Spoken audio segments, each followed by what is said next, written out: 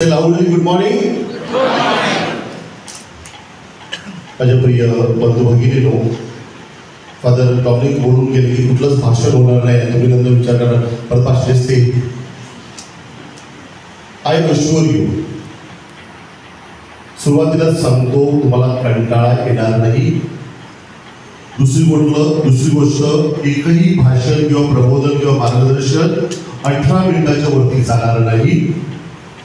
आणि तिसरी गोष्ट, 4 वक्ते बोलून झाल्यानंतर या 4 वक्तांचा जो टेम्पो जो बिल्डअप केला जातो त्याच्यातून जर तुम्ही तुमच्या मुलांनी 4 मुद्दे जर धरून घरी घेऊन गेले, इट इज आज सक्सेस. जर मी 15 मिनिटं बोलत असेल, I am telling you listen and take only 1 minute. 14 मिनिटं तुम्ही विसरले तरी माझा काही मत नाही.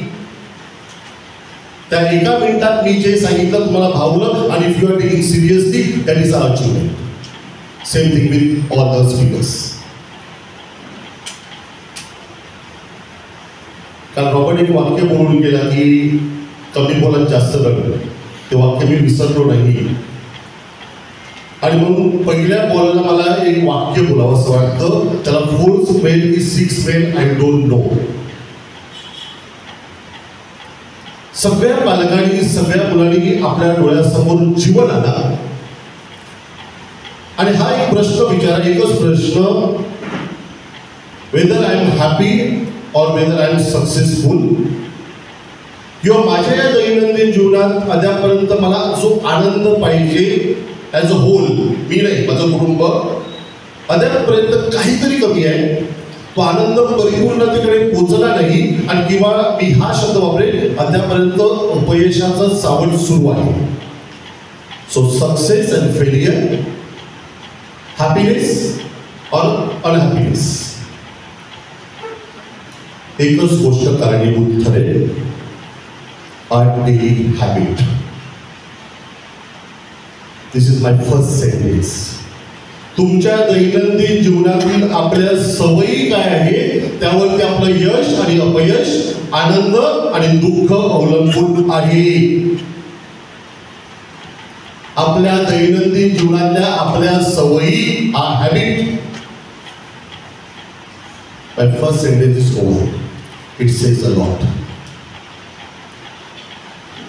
सुरुवातीला थोडासा एक माइंडसेट तयार करतो, जेणेकरून आपले जे वक्ते येणार आहेत शेवटला घरी जाताना या 4 कॅटेगरीतली कुठली कॅटेगरी आपली आहे हे ते डेव्हलप करतील. पहिली category, ऑथॉरिटेटिव्ह parent.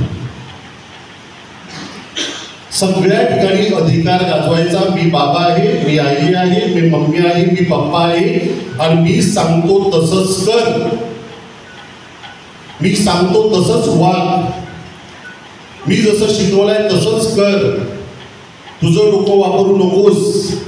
It is the first mindset, authoritative parent. दुसरा, democratic. I am not informing you, I am involving you. या दुसऱ्या टप्प्यामध्ये आय जस्ट इन्फॉर्म यू, हे कर ते कर, असं झालं पाहिजे तसं झालं पाहिजे. मी तुम्हाला इन्फॉर्मेशन देत नाही, आय ऑल्सो इन्व्हॉल्व.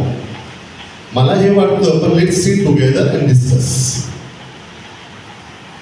माझी अशी इच्छा होती, पण तुला काय वाटते ते पण सांग.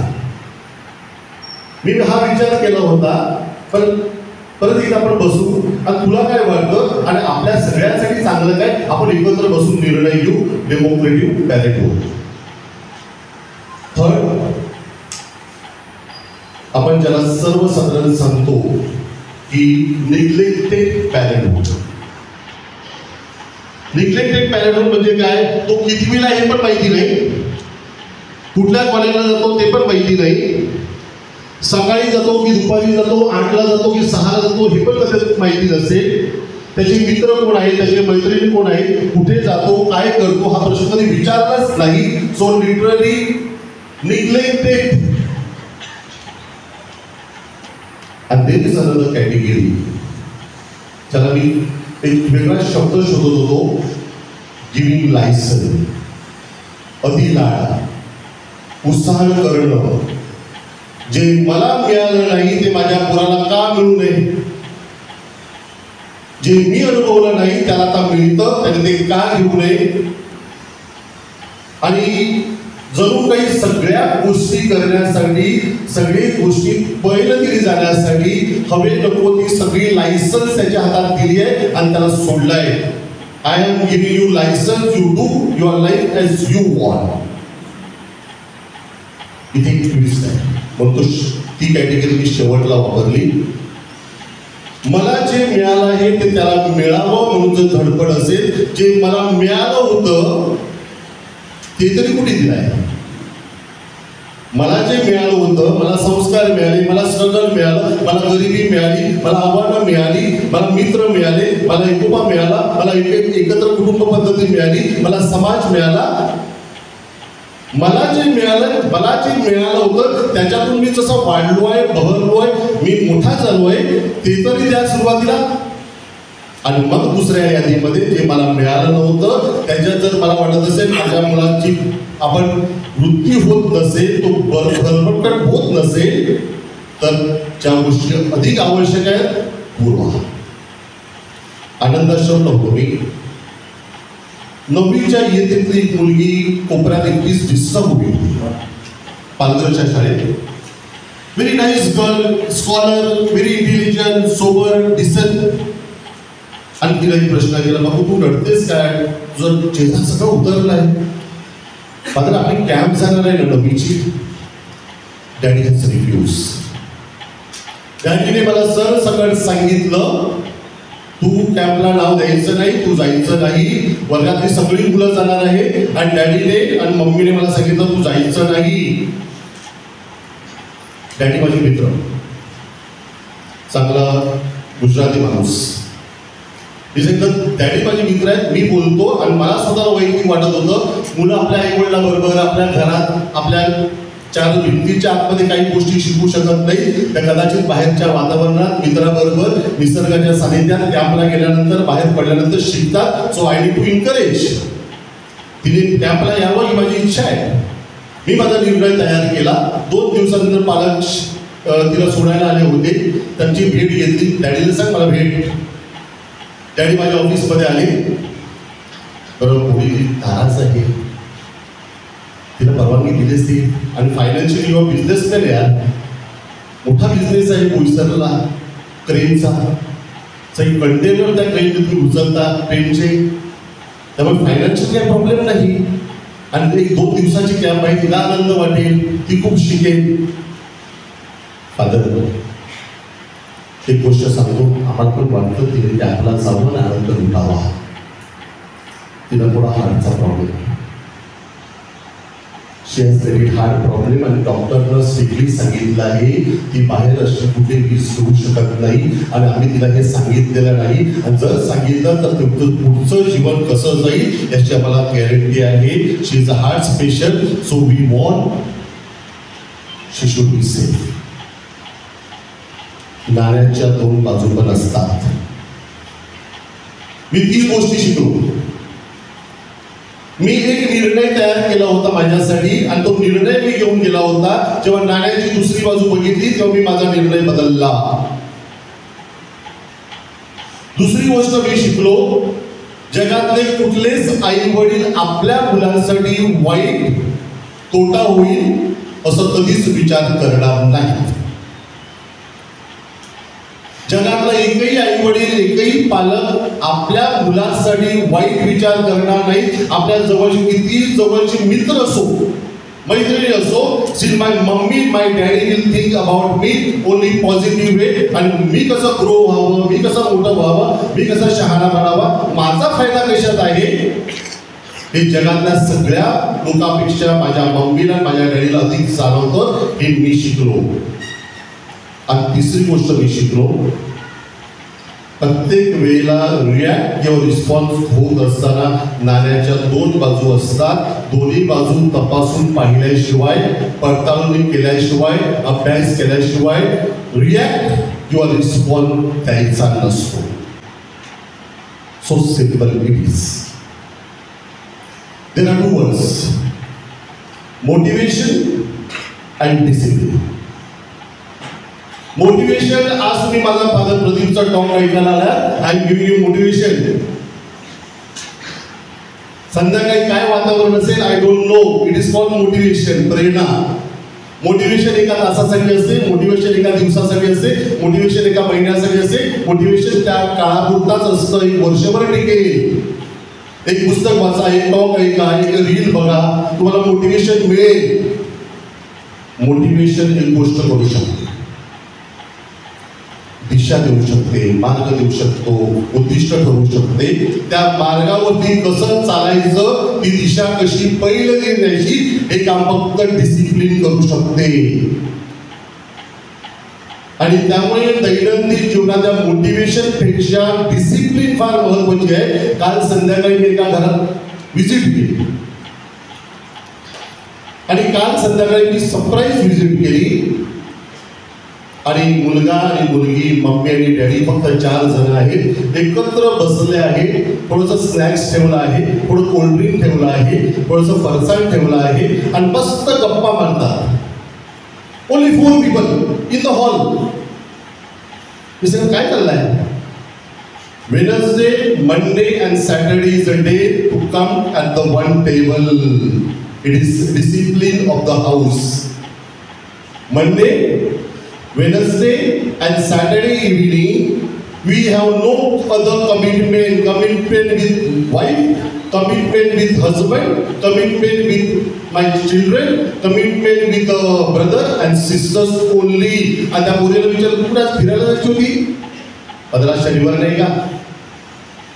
आज शनिवार म्हणून मी प्लॅन कॅन्सल केला. आणि tomorrow we are going to Bandra fair. Tomorrow we are going. उद्या मी बँड्राला जाणार फादर. आज आमच्या कुटुंबाचा दिवस आहे. ही डिसिप्लिन त्या कुटुंबानं गेल्या कित्येक वर्षापासून सुरू केली आहे. 24 तास देवाला दिले. 23 तास आणि 30 मिनिटं तुमच्या हाताची आहे. जसं जीवन जगायचंय तसं जगा. फादर प्रदीप इथे सांगतात, ॲज यू वॉन्ट लीड. तुमचं जीवन आहे, तुम्हाला कसं जगायचं जगा. 30 मिनिट, 23 तास आणि 30 मिनिटं बाजूला काढा. तुम्हाला जे काय करायचे ते करा. मी सांगतो 30 मिनिटं मम्मी, डॅडी, आजी, आजोबा, भाऊ, बहीण एकत्र या आणि फक्त प्लेन मियर शेअरिंग करा. त्या दिवसात काय झालं ते, आणि त्याला डिसिप्लिनचा अर्थ द्या, त्याला शिस्तीचा अर्थ द्या, त्यात सातत्य ठेवा, त्यात संपर्क ठेवा. आणि त्यात जे काही प्रवास करायचा आहे तो प्रवास पहिलं तरी येऊन जा. मोटिवेशन प्रमाणे 1 तास, 1 दिवस, 1 महिना, 1 वर्षापर्यंत राहता कामा नये. As a make it as a habit. आपल्या कुटुंबात एकही प्रॉब्लेम घडणार नाही. मी सांगतो अर्धा तास रोज बसा. मोबाईल बाजूला ठेवा, टीव्ही बाजूला ठेवा. देर are 2 more words, fear and faith. fear and faith. आता फिअर काय होतो हा प्रश्न परत एकदा मी जशी सुरुवात केली होती. आमची मुलं भीती आहे म्हणून करतात. माझ्या भीतीमुळे, माझ्या धाकामुळे आता लहानपणापासून मी करायला सुरुवात केली आहे की आमची मुलं आता आमच्यावरती ट्रस्ट, विश्वास. कधीतरी आता तो व्हिडिओ चालू झाला का, once I finish we will show that video. Once I finish I take only 3 minutes. आणि एक गोष्ट सांगतो, ज्या विश्वासानं, ज्या भक्तीनं, ज्या श्रद्धेनं, ज्या फेथनं ज्या गोष्टी केल्या जातात तिथे यश आहे. ज्या गोष्टी भीतीनं केल्या जातात तिथे यश अजिबात नाही. तिथे तुम्ही गाडं जेमतेम ढकलून ढकलून न्यायला लावल्याचं समजायचं. आपल्या मुलाकडून, आपल्या मुलीकडून जर चूक झाली तर 3 रिॲक्शन असतात. आपण डोळे मोठे करतो, यू आर रॉंग हे दाखवतो. तिथे शब्दाची गरज नसते. दुसरी गोष्ट, त्याच्यासाठी बंधनं लावतो. यापुढे हे झालं पाहिजे नाही, यापुढे हे करायचं नाही, यापुढे हे जमणार नाही, यापुढे हे चालणार नाही. बंधन निर्माण करतो. आणि तिसरी गोष्ट, इट्स ओके. It's okay. तुझ्या वयाचा मी होतो ना, मी याच्यापेक्षा मोठ्या चुका केल्या होत्या. मी नारळ पाडले होते, मी कोणाची केळी चोरल्या होत्या, त्यावेळेस आमचे धंदे तसेच होते, त्यावेळेच्या चुका पण तशाच होत्या. It's okay. तुझ्या वयाचं असताना मी पण चूक केली आहे, मी काही संत नव्हतो, माझ्या हातून पण चुका झाल्या. Now I am there with you to give you backup. Let's start a new day. या तिनातली कुठली रिॲक्शन स्वीकारायची आपल्या हातात आहे. There are 2 more words. आणि मी मुद्दामून हिंदी वापरणार आहे. ज्ञान मत दे दो, ध्यान दे दो. ज्ञान मत दे दो, ध्यान दे दो. They have a knowledge already. त्यांच्याकडे ज्ञान आहे, त्यांना ते परत द्यायची गरज नाही. They need attention. त्यांना आपण त्यांच्या समवेत आहोत हा दिलासा द्या, हा एक विश्वास द्या. ज्ञान मत दे दो, ध्यान दे दो. मुद्दा म्हणून शब्दांचा खेळ नाही करत. That is our life. That is our life. आणि म्हणूनच एक गोष्ट निश्चित सांगतो, या प्रसार माध्यमाच्या भोवऱ्यामध्ये मी प्रामाणिकपणे सांगतो की आपण सांगतो मोबाईलमुळे मुलं बिघडले आहेत. I don't believe it. अख्खं जग मोबाईल वापरते आणि you are telling your children not to use mobile. तो भैया पण वापरतो, तो बटरवाला पण वापरतो, तो पावाला पण वापरतो, भाजीपालावाला पण वापरतो, तो फ्रूट विकतो तो पण वापरतो, घरात बाई कामाला येते ती पण मोबाईल वापरते. आणि you are telling your children not to use mobile. त्यात चांगलं काय वाईट काय हे त्या मात्र द्या. आपण भात शेती केली, आपण लावणी केली, आपण चाफं फोडले, आपण आवाची पानं विकली. That is AI world. आमचा जन्म एआय वर्ल्डमध्ये झाला आहे. आम्हाला आमच्याप्रमाणे मानसिकता आणि ती सायकोलॉजी उन्हाशी मागून जीवन जगू द्या. आम्हाला त्यात विहार करू द्या. छोट्या झाडाखाली मोठं झाड कधीच वाढत नाही आणि मोठ्या झाडाखाली छोटं झाड कधी वाढत नाही. You have to space out. इथे एक वेगळाच अर्थ येतो. मोठ्या झाडाखाली छोटं झाड कधीच वाढत नाही. You need to space out. त्यांना त्यांचा स्पेस द्या. मुलांना त्यांचा स्पेस विहार करू दे, स्ट्रगल करू दे, मेहनत करू दे, कष्ट करू दे आणि त्या मोठ्या झाडाला लांबून त्या छोट्या झाडाचं निरीक्षण करू दे. ते कसं वाढते ते पाहूया. आणि जाताना एकच गोष्ट सांगतो. If relationship is a matter, forget about issue. If relationship is a matter, forget about issue. If issue is a matter, for a time being, forget about relationship. I will explain in 1 minute. If relationship is a matter, forget about issue. Issue किती मोठा असला पण त्यांच्यापेक्षा माझी mummy महत्वाची आहे, माझा भाऊ महत्वाचा आहे, माझे डॅडी महत्वाचे आहे, त्यांच्या पलीकडे दुसरं काहीच नाहीये. Forget about issue. Don't break your head for all these things. माझ्यातून चूक झाली, मी पाप केलं, मी अपयशी ठरलो, मी धावण्यात दुसरा आलो, तिसरा आलो, शेवटचा आलो. No problem. For me, my mummy, daddy, my family members are important. Forget about issue because for me family is important. If issue is matter and serious, for a time being मम्मीला काय वाटेल, डॅडीला काय वाटेल, भावाला काय वाटेल, बहिणीला काय वाटेल, थोड्या वेळेविषयी deal that topic, handle that topic, work on the topic. त्यावरती काम करायला शिका. बऱ्याचशा गोष्टी सोप्या होऊन जातात. मैदानात हरलं ना परत जिंकता येतं. जीवनात हरलं ना, जीवनात पडलं ना परत कुठे त्याचा टाईम नसतो. Wish you all the best. God bless you.